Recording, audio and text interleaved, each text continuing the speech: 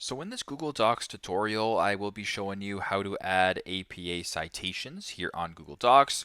So if I were to go ahead and type in APA citations and you wanted to, let's just say, cite this, for example, go to the top left, press on Tools, then scroll down to where it says, where's the option? Oh, yeah, citations right here. Then make sure that APA is selected.